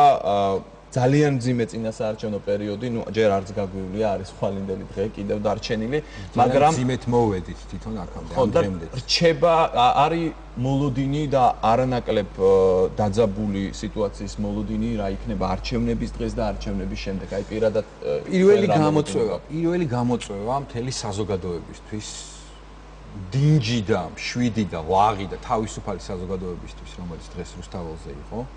და ვინც არ იყო, მათთვისაც ეს არის ის, რომ მთლიანად საზოგადოებამ, ხალხმა არ მიცეს ხელისუფლებას საკუთარი ხელისუფლების პარლამენტის არჩევნების ჩაშლისა და პროვოცირების საშუალება. ანუ ხელისუფლების ფუნქციები დღეს გადაზდის ხალხს, ანუ მოსალოდნელი ხელისუფლებისგან ყველაფერი. ეს არის ყველაზე მთავარი გამოწვევა, რომ ქართულმა საზოგადოებამ არ მიცეს უფლება ხელისუფლებას პროვოცირებების. თქვენ ფიქრობთ, რომ ხელისუფლებას ახლა ამ სიტუაციაში პროვოცირება აძლევს? ბუნებრივია. მას ეშინია იმ შედეგის, რომელიც დადგება არჩევნების შემდეგ. და ბუნებრივია სულს რამენერად გადადოს. რა სახის პროვოცირებაზე საუბრობთ? საარჩევნო უბნებზე პროვოცირება, ან არჩევნებამდე ვერ მისვლის სხვადასხვა შესაძლებლობა, ან ასე ვთქვათ, თავისი რეპრესიული მანქანის რადიკალურად ამუშავება, რაც ნაკლებ სავარაუდოა, მაგრამ საზოგადოებამ ხელისუფლებას დღეს და ხვალ და ორშაბათს არ უნდა მისცეს პროვოცირების საშუალება. თქვენ ფიქრობთ, რომ ხელისუფლების ინტერესებში დღეს შედის და ის მუშაობს ამაზე, რომ არჩევნებამდე არ მივიდეს სიტუაცია? ერთ-ერთი ვარიანტი არის ეს. არა, დავამთავრებ მეორე გამოწვევას და შემდეგ ბატონო. მეორე გამოწვევა, პირველი გამოწვევა ეს არის, ჩვენ ძალიან გამჭვირვალეთ, კარგად და ღირსეულად ჩავაბაროთ ეს გამოცდა, თელმა ქართულმა საზოგადოებამ ჩავატაროთ არჩევნები, მივიღოთ შედეგი, დავიცვათ ეს შედეგი და შემდეგ ხელისუფლებას მოვთხოვოთ პასუხისმგებლობა თითოეულ დეპუტატს, თითოეულ მაჟორიტარს, თითოეულ პოლიტიკური, ასე ვთქვათ, ოპოზიციის თუ მაშინდელი ხელისუფლების, ასე ვთქვათ, წევრს მოვთხოვოთ პასუხისმგებლობა თითოეულ პოლიტიკურ ნაბიჯზე, რომ ოდესმე მსგავსი შედეგი არ დადგეს. ანუ საზოგადოება მაქსიმალურად, რადიკალურად უნდა გააკონტროლოს ახალი პარლამენტი, ახლად არჩეული პარლამენტი. აი ამ ორი გამოწვევის წინაშე ვარ, ჩვენ უახლოეს 2013 წლის მერე ფიქრობთ, რომ საზოგადოება იყო ერთ-ერთი მთავარი, ასე ვთქვათ, საზოგადოებამ უნდა აიღოს პასუხისმგებლობა საკუთარ არჩეულ ხელისუფლებაზე. 2013 წლის შემდეგ არ ქონდა პასუხისმგებლობა ყოველდღიურ რეჟიმში. რაღაცა ჩვენ გამოგვეპარა. მიუხედავად იმისა, რომ ბევრს ხმაურობთ. ბატონზას. ამ მიდგომას მივესალმები, მაგრამ სამწუხაროდ მიმაჩნია, რომ ერთობ იდეალისტურია და ყოველდღიურად პრაგმატული თვალსაზრისით ძალიან ძნელი იქნება იმის გაკეთება, რომელი ხელისუფლებაც არ უნდა იყოს, ეს ნაციონალები იქნება. ზოგადად არის ამაზე საუბარი, რომ ის რომ საზოგადოებამ, მოქალაქეებმა ყოველდღიურ რეჟიმში აკონტროლოს თავის მიერ არჩეული ხალხი, ეს არის გადასარევი იდეა, ჩვენთვის არის აბსოლუტურად მისაღები, მაგრამ სამწუხაროდ ძალიან ძნელი შესასრულებელია. მე შევეხმიანები იმას, რაც აქ ითქვა, რომ თითქოს ჩვენმა საზოგადოებამ გამოიღვიძა, სამოქალაქო საზოგადოებამ გამოიღვიძა და ასე შემდეგ. ხა მახსოვს 78 წელს ამბობდნენ, რომ სტუდენტების დემონსტრაციები რო იყო ენასთან დაკავშირებით, სტუდენტებმა გამოიღვიძეს, მე 80-იანი წლების ბოლოს იყო, მე კიდე სხვა დროს და ასე შემდეგ. ხო, ანუ ეს თითქოს ჩვენ ყოველ ჯერზე ძალიან მოკლე მეხსიერება გვაქვს, ყოველ ჯერზე რაღაც იმედებით აღვივსებით, რომ აი ეხა რახან ასე მოხდა, თითქოს ყოველთვის ასე იქნება. სამწუხარო ფაქტი ისაა, რომ ის მუხტი, რომელიც დღეს არსებობს, რომ თითქოს ვიღაცას პასუხი მოვთხოვოთ, შეიძლება 2-3 თვეში უკვე აღარ არსებობდეს, 2-3 წელიწადზე არ არის საუბარი. ანუ პრაქტიკულად იმის შესრულება, რომ ვიღაცა გააკონტროლოს, არის ძალიან რთული თუ შეუძლებელი არა. გამოსავალს თქვენ ამ შემთხვევაში. არა, გამოსავალს მე სხვა რაღაცაში ვხედავ, ხა არჩევნები მოდის, არჩევნები არის ის მექანიზმი, რომელთაც ხალხი ახორციელებს თავის ხელისუფლებას, არჩევნებზე ჩვენ უნდა მივიდეთ, დავაფიქსიროთ ჩვენი ნება და ჩემთვის როგორც მოქალაქისთვის არის ძალიან მნიშვნელოვანი, რომ ის რაც თუნდაც გულში მკერა და დღეს ვნახეთ რუსთაველზე ის დამოკიდებულება და რაც სხვაგან რაც ზოგადად არიან რიტორიკის დონეზე ყველა აფიქსირებს იმას, რომ ჩვენ გვინდა მშვიდობა, ჩვენ გვინდა თანხმობა და ჩვენ გვინდა წინსვლა. კი ბატონო, თანხმდებით ამაზე და ასეც უნდა იყოს. ახლა ძალიან მნიშვნელოვანია, რომ ჩვენ შევთანხმდეთ საჯზე, ასე ვთქვათ, რეფერიზე, ვინც შედეგს დადებს. ახლა მე პირადად გეტყვით, რომ შეიძლება სუბიექტურია, რომ ახლა გოგა ხაინდრავას დადებულ შედეგს მე ვერ ვენდობი მაგალითად ეუთოს დადებულ შედეგს. ხო ვიცი, რომ ეუთოში ძალიან ბევრი სტეიქჰოლდერი არის, რომელსაც სხვადასხვა მიზნები აქვს. არიან ისეთები, რომლებიც საქართველოსადმი ნაკლებ, საქართველოს ხელისუფლებისადმი და საქართველოსადმიც ცოტა ეჭვის თვალით არიან გამსჭვალონი არის რუსეთის ინტერესების და ასე შემდეგ. ანუ მე ვერ ვიტყვი რომ EUTO ეს არის მაგალითად რაც ზოგიერთს არის ამერიკის შეერთებული შტატები ან მაკეინი დაუშვათ. გასაგებია, მაგრამ საბოლოო ჯამში თქვენთვის საერთაშორისო ორგანიზაციების დასკვნა EUTO-ს ყველაზე ანუ ჩვენ უნდა ვთქვა მნიშვნელოვანი თუ გადამწყვეტი ამასაც ძალიან დიდი მნიშვნელობა აქვს. გადამწყვეტი არის ქართული საზოგადოება. გასაგებია, მაგრამ როდესაც არჩევნების მიმართ ხდება შედეგის მიმართ უნდობლობა რითი უნდა გამოიხატოს ეს ყველაფერი? თქვა საერთაშორისო ორგანიზაციებმა ან აღიარეს, ან არ აღიარეს. გეთანხმებით აბსოლუტურად, ანუ ჩვენ უნდა შევთანხმდეთ იმაზე, ვის ვენდობით მართლაში, ანუ საუბარი არის იმაზე, რომ ჩემთვის სულ ერთი არის ვინ იქნება ეს, მაგრამ უნდა შედგეს კონსენსუსი ვის ვენდობით. და თუ ვიღაცამ, ვინც არ უნდა იყოს ეს დადო ერთგვარი შედეგი, თქვა რომ იყო დაღვევანა, არ ყოფილა დაღვევები და შედეგი არის სიტყვაზე კოალიციამ აიღო 60%-ან პირიქით ნაციონალებმა აიღეს 60% და ეს არის მიუხედავად რაღაცა დაღვევებისა, ხო? თლიანობაში ჩვენ ეს შედეგი უნდა მივიღოთ. ამაზეა საუბარი, იმიტომ რომ მე მჯერა რომ კი ბატონო რატისაც დავეთანხმებ რომ შეიძლება ხელისუფლების მხარესაც არიან ისეთი ადამიანები ვისაც აწყობთ სიტუაციის არევა ასევე მჯერა რომ არის მეორე მხარეს ადამიანები არ მაქვს არავიზე კონკრეტულად საუბარი მაგრამ ამის ეჭვის საფუძველი არსებობს ვისაც ასევე უნდა რომ აქ ვინმე კი არ გაიმარჯვოს და წინ კი არ ვიაროთ მე აბსოლუტურად ვეთანხმები რატის რომ ქართველი ხალხის ნება რასაკვირველი მაგრამ თუ უფრო დავკონკრეტებით როდესაც კონკრეტულ საკითხებზე მივა აი დამთავრდა არჩევნები კონკრეტულ საკითხამდე მივა ძალიან მნიშვნელოვანია EUTO-ს დასკვნა. მე მგონი აქ რაღაცნაირად ხდება ჩვენი პოზიციების დაახლოება მთლიანობაში. საერთაშორისო დამკვირვებლების პოზიციის მიმართ ნდობის ვალდებულების აღება ყველა პოლიტიკური ორგანიზაციის მხრიდან იქნება ერთგვარი პრევენცია ნებისმიერი საფრთხისგან და არასტაბილურობისგან. შესაბამისად, ახლა ჩვენ შეიძლება ვარჩიოთ რომ NDI-ის ვენდობი, მაგრამ EUTO ნამდვილად არის ის ორგანიზაცია, რომელიც მარტო საქართველოში არ აწარმოებს ამ მონიტორინგს, აქვს უდიდესი გამოცდილება და პრინციპში ამისთვის არის ეს ორგანიზაცია შექმნილი, რომ თქვა გარკვეული კონფლიქტები და ეს საარჩევნო პროცედურები. შესაბამისად, ჩემი აზრით, აი ასეთი ტიპის ორგანიზაციების მხრიდან არჩევნების შეფასება უნდა გახდეს ალბათ მეტნაკლებად, ასე ვთქვათ, აღიარების სუბიექტი, აი ყველა პოლიტიკურ ძალაზე ამ პრაქტიკულ საკითხზე თუ გსურთ, ვთქვათ, გამოთქვა თქვენი აზრი მოლოდინი არჩევნების შემდეგ და ვის ენდობით კონკრეტულად თქვენ ერთი კონკრეტული მოქალაქე თვითონ აი არჩევნების თვითონ წინასაარჩევნო სიტუაციაზე მინდა და თან დაუბრუნდი იმ თემას რაც გადაცემის სათავეში იყო დაანონსებული კომპრომატების ომი და არჩევნები მართლა ეხლა ის რო დაუბრუნდით აი ამ ფარულ ჩანაწერებს სადაც ეს პოლიტიკოსების საუბარი არის გინება და ამ თანხების განაწილება და აი ეს რომ გადაწყვიტეს და გააკეთეს და გამოუშვეს ეს კიდევ აჩვენებს იმას რომ ეს სამართლებრივი ტერმინი ხელისუფლება არ უნდა გამოვიყენოთ საქართველოსთან უნდა გამოვიყენოთ ძალაუფლება და ეს ძალაუფლების ჯგუფები ხელისუფლებაში იქნება სხვა პოლიტიკოსები ოპოზიციონერი ფაქტიურად ქართულ საზოგადოებას მართლა თვლის ბოდ რომელიც აი ასეთ რაღაცებზე წამოეგება ესეთი რაღაცები უნდა ესეთი რაღაცები ჭრის და ამას ემატება მართველი გუნდისაგან აი ეს შიში და რაღაც შიშის მძევლად გადაგცევა საზოგადოების რომ თუ მე არ ვიქნები ქურდი მოვა რუსი მოვა ფაშისტი მოვა ეს არის პრობლემა იმისა რომ ჩვენი სახელმწიფო არის პოლიტიზირებული სახელმწიფო სტრუქტურების პოლიტიზირება პრობლემა ეს და აქ მე ვფიქრობ რომ სწორედ უდგება სიცოცხლის და სიკვდილის საკითხი სწორედ სამოქალაქო საზოგადოებას არ იქნება აქტიური სამოქალაქო საზოგადოება მოკვდება მაშინ ეს ქვეყანა ადრე თუ გვიან ჩანს რომ უკვე იძულებულია რომ გაიღვიძოს სამოქალაქო საზოგადოება და იძულებულია რომ აქტიური იყოს და არ დააჩაგვრინოს თავი იმ ძალაუფლებას აი დღევანდელი სიტუაციით რა შეგიძლია თქვა საზოგადოებას ზოგადად და კონკრეტულად თუნდაც სამოქალაქო საზოგადოებაზე აი დღეს რამდენად აბარებს ის ამ გამოცდას აი მიმდინარე დღეების განმავლობაში ეს მარტო სიმპტომები არის რომ აბარებს და უპირველესი სიმპტომი რა თქმა უნდა არის ახალგაზრდების და სტუდენტების აქტიურობა. ეს დავამატები ერთადერთ ბატონ ბასილის ნათქვამს ჩვენ უნდა შევეჩვიოთ შეიძლება ეს რიტორიკულად ჟღერდეს მაგრამ დღეიდანვე უნდა დავიწყოთ თელმა საზოგადოებამ ძალაუფლების კრიტიკა. აი ამ 9 წლის მანძილზე მთავარი ასე ვთქვათ ღირებულება ხელისუფლებისთვის გახდა ძალაუფლება. ქართულმა სამოქალაქო საზოგადოებამ უნდა დაიწყოს როგორც საკუთარ თავში, ისე სოციალურ საზოგადოებრივ დისკურსში სწორედ ძალაუფლების კრიტიკა, ძალაუფლების შემცირება, ძალაუფლების კონტროლი. აი ეს არის მთავარი გამოწვევა დღეს ქართული საზოგადოებაში. გასაგებია, ქალბატონო მაია და შემდეგ ბატონ ნიკასაც მინდა ვკითხო, მინდა ერთი საკითხი შემოვიტანო კიდევ, ეს არის პუტინის საკითხი და რუსეთის საკითხი რა გავლენას ახდენს დღეს პუტინზე და რუსეთზე საუბარი ნეგატიურ თუ დადებით კონტექსტში ქართველ ამომრჩეველს? პუტინზე და რუსეთზე საუბარი ძალიან დიდ გავლენას ახდენს ქართულ საზოგადოებაზე, ეს ცალსახადნათელია.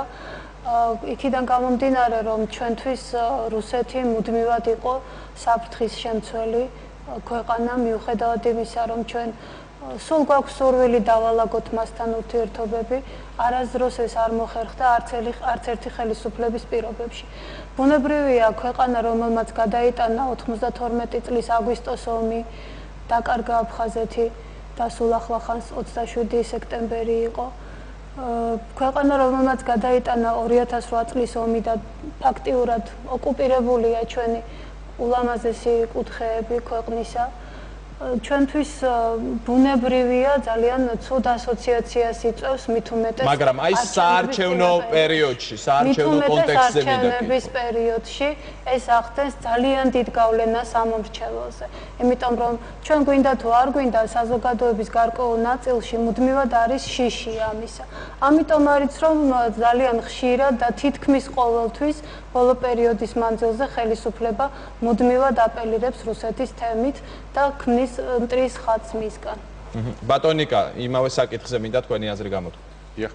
ნუ პირველ რიგში მოგახსენებთ რომ რუსეთმა გარკვეულწილად შეცვალა დღევანდელ დღეს ტაქტიკა თუ მანამდე 2008 წლის აგვისტომდე ის მხარს უჭერდა თქვა სეპარატისტულ რეჟიმებს და იგივე ვლადიმერ ვლადიმერიძემ ამის შესახებ ილაპარაკა რომ 2006 წელს რუსეთის გენშტაბში შემუშავდა გეგმა ეს იმათთვის ვინც ჯერ კიდევ აცხადებს რომ ომი რუსეთის წინააღმდეგ საქართველომ დაიწყო მაგრამ დღევანდელ დღეს რუსეთის ძირითადი მიზანია საქართველოში გარკვეული დასაყრდენის პოვნა პოლიტიკურ ძალებში და გარდა ამისა გარკვეულ დივერსიული თუ ტერორისტული აქტების განხორციელება საქართველოს კონტროლირებად ტერიტორიაზე. ჩვენ კარგად გვახსოვს როგორ იკითხა ვლადიმერ ვლადიმერიძე ერთხელ თუ როდის ჩატარდებაო საქართველოში არჩევნები. რა მესიჯი იყო ეს თქვენთვის? აი პუტინის ეს სიტყვები რა მესიჯი იყო? ეს იყო ის რომ თუ საქართველოში მოვიდა რუსეთისადმი ლოიალურად განწყობილი ხელისუფლება, მაშინ შესაძლებელია მათთან ურთიერთობის აღდგენა, მაგრამ საქართველოსთან მაგრამ როგორ შეიძლება საქართველოსთან ურთიერთობის აღდგენა ამ შემთხვევაში, როდესაც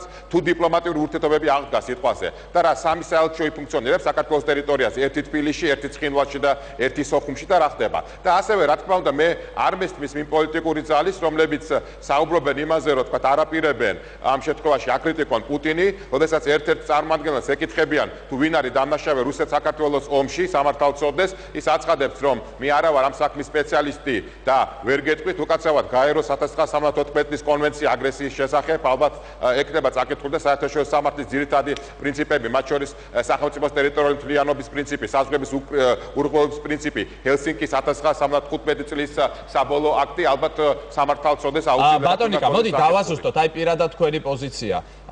თქვათ კოალიცია ქართული ოცნება თქვენთვის გაუგებარ განცხადებებს აკეთებს თუ კვეთრად გამოხატული პრორუსულ ძალად მიგაჩნიათ? აი რომ დააკონკრეტოთ ამ ერთ წინადადებაში, თუ შეგიძლიათ გითხრათ გარკვევით, რას ფიქრობთ ქართული ოცნების შესახებ? დიახ, ჩემი საზრით ის არის რუსეთისადმი ლოიალურად განწყობილი ძალა, თუნდაც იგივე ბატონი ბიძინას ერთ-ერთი განცხადება, რომ პუტინს რო გაიგო, რომ ეს სააკავშირო თავის დროზე შეხვდებოდია ჩემი ბიზნესი რუსეთში. მაგრამ რას ფიქრობთ იმ ამომრჩეველზე და უამრავ ადამიანზე, რომელიც დღეს მიტინგზე იდგა, მათ შესახებ რას ფიქრობთ მაშინ? ისინი ჩემი თანამოქალაქეები არიან, ბუნებრივია და ჩვენ ვართ ერთი სახელმწიფოს შვილები.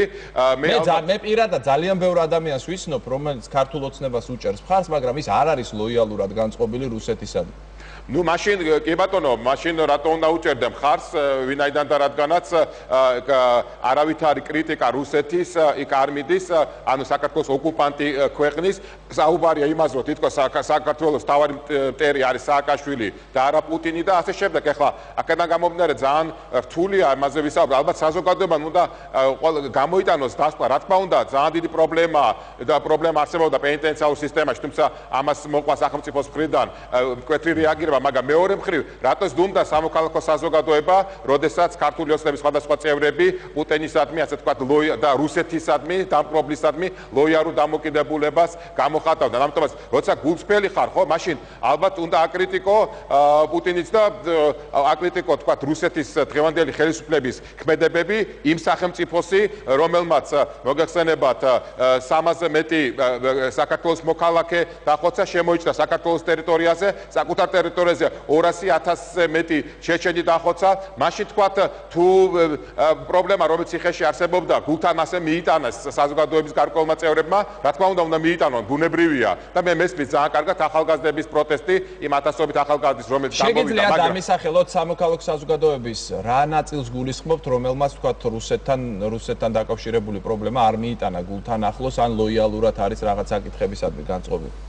არა, რაც შეეხება სამოქალაქო საზოგადოებას, თქვათ, არიან გარკვეული, თქვათ, ორგანიზაციები, იგივე ზოგიერთი ორგანიზაცია, რომელიც, თქვათ, ფინანსდებოდა ბატონი ივანიშვილის მიერ, საქართველოს განვითარების ინსტიტუტი მაგალითად, ხო, ესე იგი, და სხვა ორგანიზაციები, რომლებიც დაახლოებულნი არიან ქართულ ოცნებასთან, მაგრამ ამავე დროს აცხადებენ, რომ ისინი არიან აპოლიტიკურები, მაგრამ მეორე მხრივ, თქვათ, თავიანთ პოზიციას გამოხატავენ რუსეთისადმი მეტად ლოიალურ პოზიციას. გასაგებია ბატონ ზაზა და შემდეგ რუსეთის თემაზე რა და ყველა სტუმარს მინდა ვკითხოთ.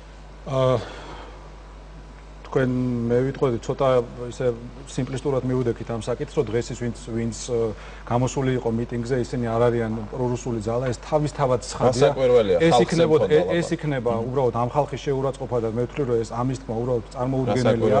რაც არ ნიშნავს იმას, რომ კონკრეტული ლიდერები კონკრეტულ პროგრამაში გვაძლევენ საკმაოდ აბსურდულ, ან ზოგისთვის საკმაოდ პირდაპირ მიმანიშნებელ მინიშნებებს იმასთან დაკავშირებით, რომ რა პოლიტიკას გაატარებენ რუსეთთან. ეხლა თქვენ რა თქვით, მე საზოგადოების წარმომადგენლებთან დაკავშირებით მითხარით ვინ არისო, ეხლა ქალბატონმა ჩვენმა სტუმარმა ზანა, რომ რუსეთისგან თურმე ქმნიან მტრის ხატს. ნუ მე მიმაჩნია, რომ აბსურდული გამოთქმა არის, რას ქვია მტრის ხატს ქმნიან რუსეთისგან, ეს არის ქვეყანა, ეხლა ჩვენ აქვს ხედავთ, ყველანი პატრიოტი ხალხი ვართ, სხვადასხვანაირად, მაგრამ ყველას გვიყვარს ეს ქვეყანა, ვინც ოდნავ-მაინც იცის ისტორია, უბრალოდ წარმოუდგენელია, ეხლა ვიღაც ერეკლე მეორის საზოგადოება თუ არ იქნება, ვიღაც FSB-ს დაფინანსებული და ვიღაც ასეთი მარგინალები, წარმოუდგენელია, ამაზე იყოს ორი აზრი, რომ რუსეთი არის მტერი. და რუსეთი არის ამ ხელისუფლების მტერი კი არა, საქართველოს მტერი, იმიტომ რომ რუსეთმა გეტყვით ახლა ერეკლე მეორის კი არა და მისი შვილის დროს გააკეთა ერთი კაი დავანებოთ იმ ძველს, მაგრამ მენშევიკებს მოექცა იგივენაირად როგორც მოექცა ზვიადგამსახურდიას, იგივენაირად როგორც მოექცა შევარნაძეს, რომელსაც ორჯერ აფეთქებდნენ თუ კლავდნენ და იგივენაირად რაც უნდა გავუკეთოს სააკაშვილთან. რუსეთის აბსოლუტურად სულ ერთია. ვინ იქნება საქართველოში ხელისუფალი, მას არ აწყობს, მას არ უნდა ქართული სახელმწიფო. მენშევიკები და შევარნაძე იყვნენ ძალიან ლოიალურად განწყობილი რუსეთისადმი და სააკაშვილი და გამსახურდია იყვნენ ცხადია ძალიან ანტაგონისტურად, ხო, მაგრამ რუსეთის პოზიცია არ იცვლება. შეიძლება უბრალოდ ენას მოჩლექით დაგელაპარაკონ, მაგრამ რეალური შედეგები, მათი რეალური ნაბიჯები არის იდენტური.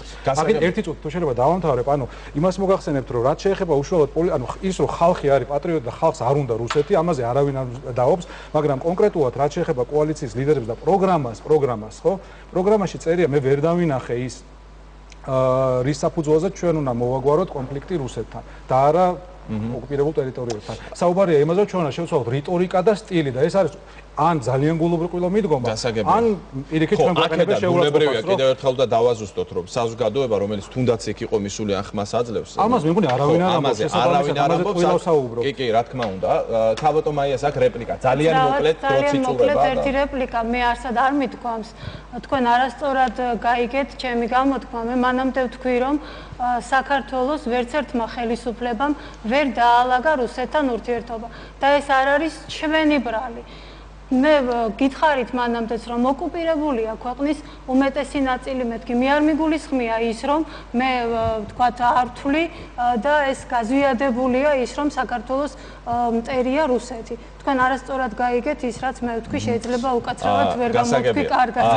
რატის ტერმინა გადავიდე ამ შეკითხვით, ჩვენ რა თქმა უნდა საზოგადოებაზე არ ვილაპარაკებთ. აი თქვენთვის პირადად არის თუ არა, ვთქვათ რაღაც ბატონი ნიკა საუბრობდა კოალიციის ლიდერების ისტორიულად რუსეთი რო საქართველოს პრობლემა თუ გინდათ ამაზე 2 საათი მოგიყვებით რომ ძალიან ამაზე შეგვიძლია ძალიან დიდი ხანი ვილაპარაკოთ ნამდვილად სხვა გადაცემები მიუძღვნათ მაგრამ პრობლემა ძალიან თბილი ნათქვამია პრობლემა კი არა საქართველოსთვის იყო პრობლემა თუ გინდათ უფრო ცუდ სიტყვას ვიტყვი ცუდი რატო ადეკვატური ვთქვა პრობლემა შეიძლება იყოს დაუშვათ ძალიან დიდი პრობლემა არის საქართველოს ისტორიაში რუსეთი მისი დამოუკიდებლობისთვის, მისი თავისუფლებისთვის, მისი განვითარებისთვის. ამას შეტანილი პრობლემაა. ძალიან ძიმე აქედან გამომდინარე კი, მე მგონი თუ რაც უფრო დავამძიმებ სიტყვებს, უფრო დავეთანხმებით ამაში მე მგონი. თუ გინდათ აქ საუბარი იყო სხვა რაღაცაზე. ბატონიკა ამბობდა, რომ კოალიციის შიგნით არის თქვა წინააღმდეგობები თუნდაც ლიდერების შეხედულებებს შორის, განცხადებებს შორის, ამაზე ლაპარაკი. საქართველოს ევროპის დემოკრატიის, ევროპული თანამეგობრობის, მათ შორის ნატოს იქით განვითარების კუთხით გზა არ აქვს. ეს მე როგორც ამ შემთხვევაში ხარ დამჭერს ორშაბათს 1 ოქტომბერს ვისაც მივცემ ხმას, აი მის მხარდაჭერს ამ ადამიანებისგან ძალიან ხშირად და არაერთხელ მომისმენ. როგორც ბევრი ლიდერისგან. ათეულში არის 3-4 ადამიანი, რომელიც კარდინალურად სხვა რამეს ამბობს. თოფაძე, გუბასტანიკი და რამოდენიმე ათეულში. თუ ამბობენ, აუცილებლად მოუწევთ რიტორიკის შეცვლა. თუ ამბობენ, რიტორიკის შეცვლა მოუწევთ, რასნიშნავს აქვს დეკლარაცია, სადამფუძნებლო დეკლარაცია, რომელიც შეიძლება კურტანიძემაც შეცვალოს, მაგრამ აუცილებლად მოუწევთ. აუცილებლად მოუწევთ. ახამდე რატო არ შეცვალოს? უნდა შეცვალონ და ეს არის ძალიან მნიშვნელოვანი. ანუ ხვალინდელი დღე აქვს, უნდა შეცვალონ. ეს არის ჩემი რიტორიკა რუსეთთან მიმართებაში. უნდა შეცვალონ, რომ ისინი შეხედულებებს შეიცვლიან ამ პერიოდის განმავლობაში თუ აი ჩემს შეხედულებებს შეიცვლიან, თქვენ ამას ვფიქრობთ, რომ თქვენთვის არ აქვს თქვა მნიშვნელობა ის სამი ადამიანი არის თუ არა სიაში. არსებობს დოკუმენტი, პოლიტიკური დოკუმენტი, რომელზეც თანხმდებიან და რომელზეც ხელს აწერენ კოალიციის წევრები. ჩვენ ამაზე არ უნდა ვლაპარაკობდეთ, ამაზე უნდა ვლაპარაკობდნენ პოლიტიკური პარტიები, ოპონენტები, ქართული ოცნებიდან და ნაციონალური მოძრაობიდან. ჩვენ აქ წარმოდგენები არც ერთი არ წარმოადგენს რომელიმე სუბიექტს, ხო? და აი ამ დეკლარაციაში, აი ეს არაერთხელ არის ნათქვამი, როგორც პოლიტიკური საგარეო პოლიტიკური. ეს მაინტერესებდა ზუსტად. თქვენთვის თავარია თქვა დეკლარაციაში, რა წერია ამის მიხედვით აძრა და მათი პოლიტიკური ღირებულება. აი თუ შევე ერთი წამი თქვენ, როგორც წარმოგიდგენიათ, რომ ესა ნაციონალური მოძრაობის ათეულის რომელიმე წევრმა ხვალ გააკეთოს განცხადება, რომ ჩემთვის მიუღებელია ნატო. ნაციონალური მოძრაობა კოალიცია არ არის ბატონ ზაზანაშვილის. რა მნიშვნელობა აქვს? ერთიანი საარჩევნო სიაა, ეს აბსოლუტურად მეორეხარისხოვანია ამ მიზნებისთვის.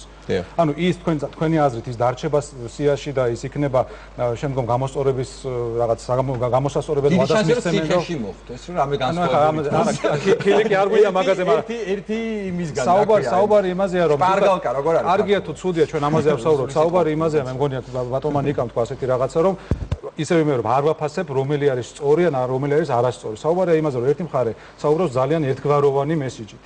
გვეუბნება რომ მე გეუბნებით ამას. მეორე მხარეს არიან ჩემთვის უაღრესად პატივსაცემი ადამიანები და ასევე ადამიანები რომელსაც მე პირიქით საკმაოდ დაბალ რანგში ვაყენებ მათ ღირსებას და ასე შემდეგ. ხო, მე მგონი ამაშიც კი ჩვენ შევთანხმდებით რა. ხო, აქედან გამომდინარე მე ვიძახი რომ აუცილებლად მოდის ძალიან ეკლექტური მესიჯი, ხო? არის პოლიტიკური ასე ვთქვათ, პოლიტიკური ხელმძღვანელობიდან ჩვენ ამაზე წესით არ უნდა ვლაპარაკობდეთ. ჩემთვის ძალიან კაფიო და ნათელი მესიჯი ევროპული არის ძალიან ცოტა. ბატონ ვასილს მინდა მიცე სიტყვა და მე რამე მინდა აღნიშნო, დიდ დროს არ წავიღე. ნუ პირველ ის რომ უამრავი დოკუმენტური მასალა შეიძლება და ფრაზა შეგვიძლია ამოვიღოთ თუნდაც კოალიციის ვთქვათ ფუძემდებლური ვთქვათ ტექსტებიდან, სადაც ჩანს რომ ესე ცალსახად ხარდაჭერა ნატოში გაწევრიანების არ არის, აი მე განსაკუთრებით შემაშფოთა ესეთმა ფრაზამ, მე არ ვიცი ეს ვინ მოიფიქრა, რომ ესე იგი საქართველოს აღარ უნდა იყოს ნატოს შეერთებულ შტატებსა და რუსეთს შორის, თქვათ, ის საკითხი, რომელიც მათ შორის გამოიწვევს უთანხმოებას. იგი რა უნდა მოხდეს, რომ დარჩეს ჩვენი ტერიტორიები ოკუპირებული, თქვათ, რუსეთმა გააგრძელოს თავისი აგრესიული პოლიტიკა საქართველოს მიმართ და ჩვენ ამერიკას არ უნდა ვთხოვოთ ან დასავლეთს დახმარება და რა ძალიან ბევრი ასეთი ფრაზაა, რომელიც იწვევს სერიოზულ ეჭვებს, ნუ გარდა ამისა ძალიან სწორად აღნიშნე, რომ ახლა 9 სუბიექტიან კოალიციაში, თითქმის 6 არის ანტიდასავლური, ესე ვთქვათ, პროფილის მქონე ორგანიზაცია და ახლა იქ ვის გამოასწორებენ, რომელი მიმართულებით, ეს ჯერ კიდევ საკითხავია მომავალში. ამიტომ მე ვფიქრობ, ახლა რა შეეხება ეს არ არის მარტო პოლიტიკური ორგანიზაციების საქმე, ჩემი აზრით, იმიტომ რომ ეს ეხება მთლიანად ჩვენი საზოგადოების და ჩვენი ხალხის მომავალს. ანუ ჩვენ ცივილიზებულ სამყაროს ნაწილი გავხდებით თუ თქვათ, გადავიქცევით რაღაცა რუსეთის პროვინციული გუბერნიის მსგავს რაღაც ფორმალურ სახელმწიფოდ და დავრჩებით ასე. ვთქვათ, პრაგმატულობაზე იყო ლაპარაკი და მე ვფიქრობ, რომ აი მოცემული კონკრეტული სიტუაციიდან პრაგმატული გამოსავალი ის იქნება, რომ სწორედ რახან ქართველი პოლიტიკოსებისაგან მოცემულ სიტუაციაში და თანამედროვე ქართველი პოლიტიკოსებისაგან ყველაფერი არის მოსალოდნელი, ვინც არ უნდა მოვიდეს პოლიტიკაში, სწორედ ის პოლიტიკური გუნდი, რომელიც ხელისუფლებაში იქნება, თუ ის დააპირებს რაიმე პროგრესული პოლიტიკის გატარებას, ერთადერთი მთავარი დაბრკოლება ეს უნდა იყოს ქართული საზოგადოება. ანუ ქართული საზოგადოება იძულებულია, რომ იყოს მთავარი მონაწილე ქართული პოლიტიკის და პარალელურად კიდე ნორმალური ხალხი, ნორმალური ახალგაზრდები როდისმე უნდა წავიდნენ ქართულ პოლიტიკაში. ანუ თქვენი აზრით, თუ კი საზოგადოება იქნება ფხიზლად და თავის მოწოდების სიმაღლეზე, ვერც ერთი ხელისუფლება, ვინც არ უნდა იყოს სხვა მიმართულებით ქვეყანაში. ეს ევროპული ტიპის აქტიურობა უნდა იყოს და ასევე დავამთავრებ ამ უბრალოდ ფაზას, რომ ნორმალურმა ხალხმა უნდა დაიწყოს პოლიტიკაში წასვლა, ოღონდ ისე კი არა, რომ იმ ჭაობის თამაშის წესები მიიღონ, არამედ შეიტანონ თავისი ღირებულებები. ძალიან ცოტა დრო დაგვრჩა, პრაქტიკულად ამოიწურა ქალბატონ მაიას ან ბატონ ნიკას რეპლიკის სახით თუ სურს რაიმე თქვას. ერთადერთი ძალიან მოკლედ ჩემი თხოვნა. ხოლო აქ პრობლემა რუსეთთან ურთიერთობაში არის მხოლოდ ის, რომ ბატონ ბიძინა ივანიშვილს არ აქვს მნიშვნელობა კოალიციის შემავალი პარტიები რა განცხადებებს აკეთებენ. მე მოვითხოვ როგორც მოქალაქე, როგორც ჟურნალისტი, რომ ბატონმა ბიძინა ივანიშვილმა მკვეთრად ჩამოაყალიბოს პოზიცია რუსეთთან მიმართებაში და გააკეთოს განცხადება, საით მიყავს ეს ქვეყანა. აი სხვა შემთხვევაში ყველა მანიპულაციას და სპეკულაციას ბოლო მოეღება. მესმის ბატონიკა ძალიან მოკლედ თქვენს უბრალოდ ძალიან ხშირად მიდის სპეკულირება იმას, რომ თითქოს დღევანდელი ხელისუფლება უფრო პრორუსულია, ვიდრე ქართული ოცნება, ვინაიდან და რადგანაც მთელი ქონება, სახელმწიფო ქონება თითქოს რუსეთს მიყიდეს, რაც არის აბსოლუტურად ტყუილი. ბუნებრივია, რუსეთი გარკვეული კომპანიები ფლობენ აქციებს საქართველოს სხვადასხვა ობიექტში, მაგრამ იგივე 2011 წლის მონაცემებით ნიდერლანდები იყო პირველი ინვესტორი, 2010 წლის მონაცემებით ამერიკული კომპანიები, იგივე რიგი სტრატეგიული ობიექტები თუნდაც თელასი თქვათ გაიყიდა 2013 წლის ოქტომბერში, ანუ ვარდების რევოლუციამდე. საკრუსენერგო 96 წელს გაიყიდა, ამიტომაც აქედან გამომდინარე, რუსეთი არის რუსული კომპანიები არიან ერთ-ერთი ინვესტორები, მაგრამ რო გაამართლონ თვითონ ის დიახ, კარგი, ძალიან დიდი მადლობა მინდა გადაგიხადოთ, ამოიწურა ჩვენი დრო. მე შეგახსენებ, ჩვენი სტუმრები იყვნენ რატი ამაღლობელი, ბასილ კობახიძე, ზაზა ბიბილაშვილი, ვასილ ჭყოიძე, ნიკა ჩიტაძე, მაია ფურცელაძე. ყველას გადაგიხდით ძალიან დიდ მადლობას, ჩემს სტუმრებს და მაყურებელს, რა თქმა უნდა, ყურადღებისთვის. დროებით.